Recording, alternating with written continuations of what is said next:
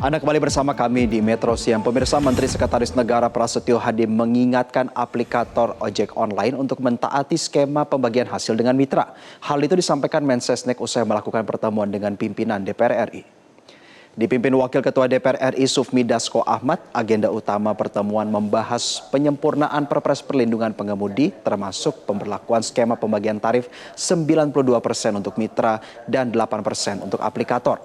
Aturan ini seharusnya sudah mulai diterapkan sejak 1 Juli 2026 lalu, namun Prasetyo Hadi mengakui masih terdapat sejumlah perusahaan aplikasi yang belum menjalankan kebijakan tersebut secara konsisten. Pemerintah dan DPR juga menampung aspirasi dari koalisi ojol guna mengevaluasi realisasi di lapangan dan kedisiplinan pihak dari aplikator. Proses penyempurnaan rancangan Perpres ini ditargetkan selesai minggu depan agar bisa segera diterapkan.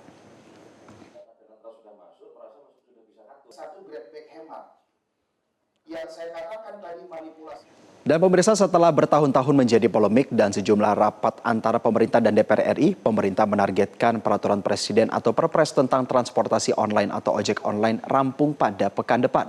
Di tengah pemutakhiran Perpres ini, isu yang berkembang beragam pemirsa. Antara driver berharap implementasi potongan yang turun hingga 8% ini meningkatkan pendapatan mereka, sementara aplikator juga khawatir ruang bisnis semakin sempit. Dan pada akhirnya, apakah nantinya beban biaya akan dititik beratkan kepada konsumen hingga promo yang juga berkurang. Jadi mari kita cek sama-sama faktanya pemirsa. Kita mulai dari slide yang pertama. Kembali mengingatkan ya pemirsa bahwa implementasi dari skema bagi hasil 92% 8% ini sudah berlaku sejak 1 Juli 2026 di mana 92% diberikan kepada pengemudi ojek online dan 8% kepada aplikasi. Nah, pemotongan ini merupakan arahan langsung dari yang disampaikan oleh Presiden Prabowo Subianto saat Hari Buruh 2026 lalu. Dan dalam tingkatan teknisnya dibahas oleh perwakilan pemerintah dengan DPR RI untuk kombinasi formulasi Perpres juga penyerapan aspirasi dari masyarakat, secara khusus adalah komunitas ojek online. Dan kita beralih ke slide selanjutnya. Dan dalam perkembangan sejumlah rapat, pemerintah dan DPR RI terus mengevaluasi implementasi dari penerapan skema bagi hasil 92% dan 8%, terutama dengan menjaring aspirasi dari Koalisi Ojek Online Nasional. Dan dalam rapat yang diselenggarakan pada tanggal 23 Juli 2026 ini turut melibatkan sejumlah kementerian teknis ya pemirsa untuk mensinergikan implementasi daripada teknisnya. Di antaranya kita melihat ada Kementerian Sekretaris Negara yang tentunya bertanggung jawab untuk memformulasikan Perpresnya, Kementerian Dalam Negeri untuk melakukan asesmen tentang tantangannya di berbagai daerah, Kementerian Ketenagakerjaan yang berkaitan dengan status daripada kepegawaian ataupun mitra dari ojek online.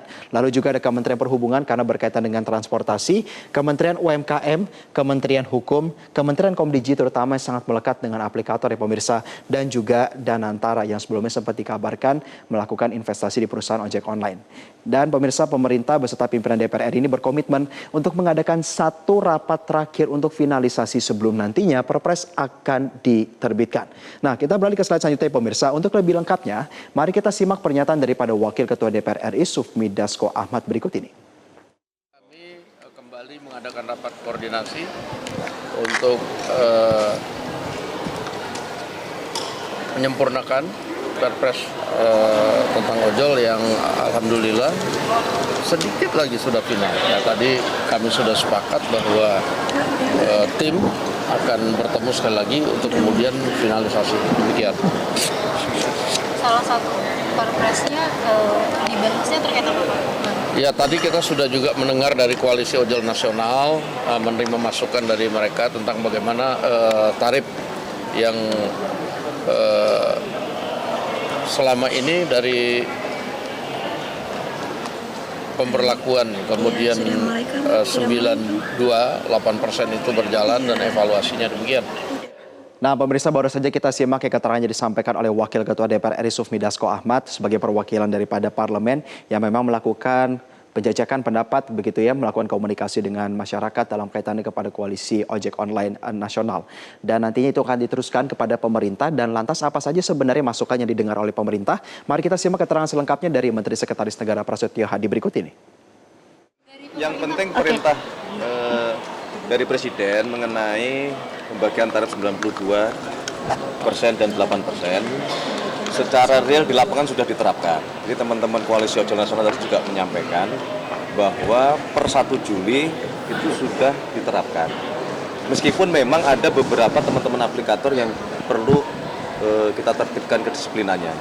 Itu salah satu yang tadi disampaikan itu. Berkenaan dengan masalah perpresnya, tadi sudah sampaikan Pak Dasko, sedikit lagi mau kita sempurnakan karena kita masih perlu ada 1 kali pertemuan lagi.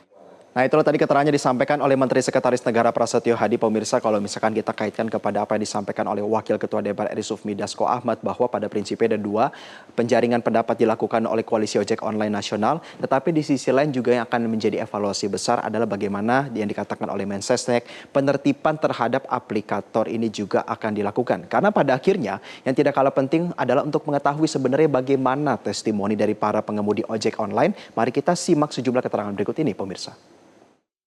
Pemerintah sih bagus, cuman penegakannya gitu kan, ke kepala aplikator gitu kan, penegakannya gitu. Jadi bagus, peraturan sudah pemerintah udah memperhatikan lah, tapi penegakannya bagaimana gitu kan, misalkan aplikator yang belum melaksanakan peraturan dari pemerintah itu. Kalau kebijakan pemerintah itu kan harapan kita sangat senang ya, dari 20% turun ke 8%. Ya saya pikir ada peningkatan tarif ya, tambahan. Harapannya sebenarnya peningkatan ya? Ya harapannya harus disesuaikan dengan potongan itu. Pelaksanaannya harus sesuai ya Pak ya? Iya, nggak sesuai. Itulah keterangannya disampaikan oleh sejumlah pengemudi ojek online, pemirsa, yang pada prinsipnya menanti bagaimana implementasi daripada Perpres ini, terutama ada beberapa masukan yang mereka sampaikan. Yang pertama adalah bagaimana kedudukan daripada persentase 8% ini. Apakah ini saja yang menjadi potongannya yang dilakukan oleh pihak aplikator? Karena pada praktiknya banyak sekali kita berkembang opini di kalangan para pengemudi ojek online bahwa tidak hanya 8% jadinya. Ada 8% dan juga ada aplikasi yang harus mereka bayar dan juga ada turunan-turunan biaya yang di luar perkiraan awal ketika potongannya masih 20% begitu ya. Tapi di sisi lain juga bagaimana penting untuk kita melihat nantinya formulasinya lebih detail daripada Perpres tersebut. Karena pada akhirnya pemirsa, yang dinanti adalah bagaimana formulasi peraturan presiden ini mampu menjaga keseimbangan dari 3 komponen utama. Yang pertama tentunya adalah efektivitas real daripada Komisi 8% ini yang berpihak pada kesejahteraan ojek online. Tetapi juga bagaimana kita harus memperlihatkan tetap menjaga keberlanjutan daripada perusahaan aplikasi transportasi online yang juga memperkerjakan banyak orang dan keberlangsungan dari aplikasi juga. Hal-hal yang berkaitan dengan potongan 8% itu tentunya idealnya kita berpikir ya pemirsa, dialokasikan kepada perusahaan menjadi sebuah pemasukan agar aplikasi dan juga maintenance dan juga running daripada perusahaan ini bisa terus berlangsung. Dan pada akhirnya juga memperhatikan kemampuan ekonomi masyarakat agar rasionalisasi biaya dari layanan, karena bagi konsumen transportasi online ini sudah menjadi bagian dari kehidupan sehari-hari. Tidak hanya untuk transportasi dari satu titik ke titik lainnya, tetapi juga seperti mengantar makanan maupun juga mengantar barang itu sudah menjadi habit atau kebiasaan yang dibentuk bagi masyarakat. Apabila nantinya kalau tidak diformulasikan dengan baik, pemirsa, hal yang kita khawatirkan adalah kesejahteraan ojek online tidak tepat sasaran karena ternyata implementasinya tidak murni 8%, ada turunan beberapa biaya-biaya lain dalam pemotongannya. Lalu yang kedua, bahwa pada akhirnya kalaupun misalkan 8% itu diterapkan, bagaimana nanti kita harapkan pemerintah memformulasikan sebuah kebijakan ini yang tetap bisa menjadi atau membuat kinerja keuangan perusahaan ini bisa sustainable, supaya tetap bisa memberikan layanan dan juga memperkerjakan ataupun mungkin menjadikan mitra bagi para ojek online ini via aplikasi tersebut supaya ordernya masuk terus. Dan yang ketiga tentunya adalah yang paling dititik beratkan adalah bagaimana nanti kepada konsumen. Apakah nanti rasionalisasi harga akan dilakukan atau mungkin nanti promonya dihilangkan. Dan pada akhirnya masyarakat juga kalau misalkan berujung kembali kepada penggunaan kendaraan pribadi ataupun transportasi publik, maka ada potensi untuk pendapatan perusahaan menurun dan juga order bagi para driver ojek online juga berkurang. Nah, itulah tadi pemirsa ulasan kami menanti Perpres perlindungan ojek online. Kita tentu berharap pemerintah dapat mendengar dari semua aspek dan memformulasikan yang terbaik untuk semua stakeholders. Jangan kemana-mana pemirsa, Metro Siang masih akan kembali dengan beragam informasi menarik lainnya. Tetaplah bersama kami. Jelajahi cara baru mendapatkan informasi. Download Metro TV Extend sekarang.